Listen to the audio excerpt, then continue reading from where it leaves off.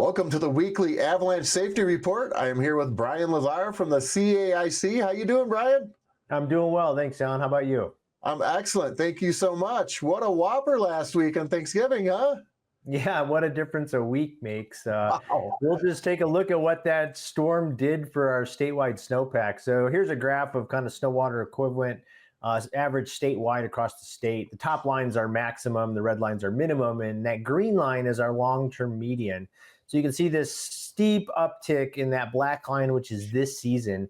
That is all of our Thanksgiving storm snow, which pushed our state well above long-term median. So we're sitting at over 120% of long-term median. And what that did for us in terms of snow water equivalent on the ground by river basin is you can see that large swaths of the state were doing quite well. And even in the far northern portions of Colorado, where we've seen less snow, we're at least at 90% of long-term median. So right now, we're doing pretty good in terms of snowfall. So you can see here on the y-axis is the number of avalanches, and you can see right on the backside of that Thanksgiving storm, we were dealing with dozens of avalanches per day. But since then, it's been quite dry, and this has led to a precipitous decline in avalanche activity as we've moved through this work week and towards the weekend. You can see avalanches were fairly widespread across the compass, both in terms of aspect and elevation, but those southerly facing slopes remain our areas for safest travel because they didn't have all of the weak snow that was existing on the ground prior to the Thanksgiving storm.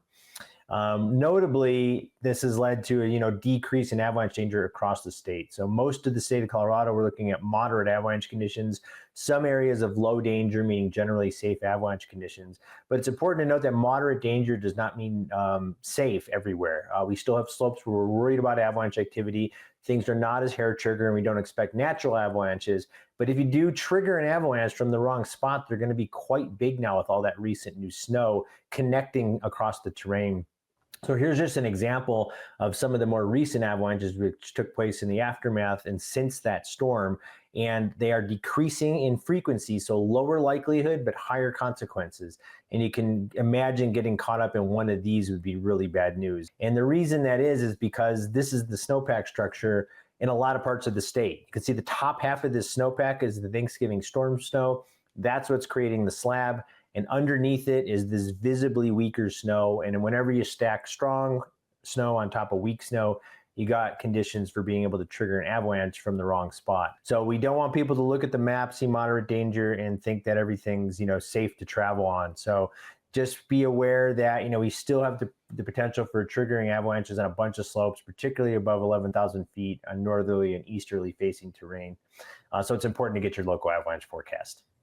Outstanding.